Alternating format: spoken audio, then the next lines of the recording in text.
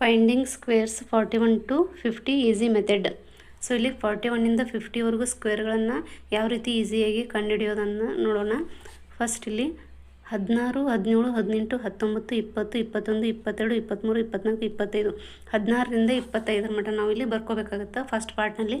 Second ಪಾರ್ಟ್ನಲ್ಲಿ ಏನಾಗುತ್ತಂದ್ರೆ 9 ಸ್ಕ್ವೇರಿಂದ ಹಿಡಿದು 1 ಸ್ಕ್ವೇರ್ವರೆಗೂ ಬರೀಬೇಕಾಗುತ್ತೆ. So 9 square ಏನಾಯಿತು 81 ಆಯಿತು, 8 ಸ್ಕ್ವೇರ್ 64, 7 ಸ್ಕ್ವೇರ್ 49, ನೆಕ್ಸ್ಟ್ 36, 25, 16, 09, 04, 01, 00 ಈ ರೀತಿಯಾಗಿ ನಾವು 41ಇಂದ 50ವರೆಗೂ ಈಸಿಯಾಗಿ ಸ್ಕ್ವೇರನ್ನು ಬರಿಬೋದು. ಫಸ್ಟ್ ನಾವು 16ರಿಂದ 25 ಬರ್ಕೋಬೇಕು.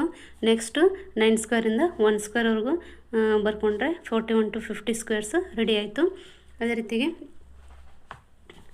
ಯಾವುದೇ ಒಂದು ನಂಬರು 5ರಿಂದ ಕೊನೆಗೊಂಡಿತ್ತಂದ್ರೆ ಅದರದ್ದು ಸ್ಕ್ವೇರನ್ನು ಯಾವ ರೀತಿ ತೆಗಿಬೋದು ಅಂದ್ರೆ 45 ಸ್ಕ್ವೇರ್ ಏನಾಗುತ್ತೆ.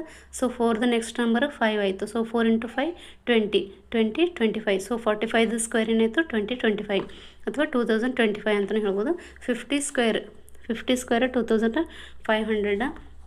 ಇದು ಅಂತೂ ನಮಗೆ ಗೊತ್ತಿರುತ್ತೆ. 45 ಸ್ಕ್ವೇರ್ ಗೊತ್ತಿರುತ್ತೆ, 50 ಸ್ಕ್ವೇರ್ ಗೊತ್ತಿರುತ್ತೆ. ಸೊ ನಡುವಿನದಷ್ಟೇ ನಾವೇನು ಮಾಡಬೇಕು, ಸ್ಕ್ವೇರ್ಗಳನ್ನು ಮಾಡ್ಕೋಬೇಕು. Next single digit of perfect square is always 1 or 4 or 7 or 9 but not 0, 2, 3, 5, 6, 8. ಅಂದರೆ ಯಾವುದೇ ಒಂದು ಸ್ಕ್ವೇರ್ನ ಎಲ್ಲ ಡಿಜಿಟನ್ನು ಸೇರಿಸಿದಾಗ ಏನೊಂದು ಸಿಂಗಲ್ ಡಿಜಿಟ್ ಬರ್ತಲ್ಲ ಅದು ಏನಾಗಿರುತ್ತೆ, ಯಾವಾಗಲೂ 1 ಆಗಿರ್ಬೋದು, 1 or 4 or 7 or 9 ಅಷ್ಟೇ ಆಗಿರುತ್ತೆ.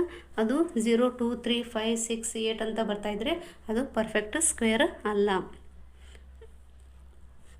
ಈ ರೀತಿ ಯಾವುದು ಸ್ಕ್ವೇರ್, ಯಾವುದು ಇಂಪರ್ಫೆಕ್ಟ್ ಸ್ಕ್ವೇರ್, ಯಾವುದು ಪರ್ಫೆಕ್ಟ್ ಸ್ಕ್ವೇರ್ ಅನ್ನೋದನ್ನು ನಾವು ಈ ಸಿಂಗಲ್ ಡಿಜಿಟ್ನ ಮೂಲಕ ಮತ್ತು ಲಾಸ್ಟ್ ಡಿಜಿಟ್ನ ಮೂಲಕ ನಾವು ಕಂಡುಹಿಡಿಯಬಹುದು.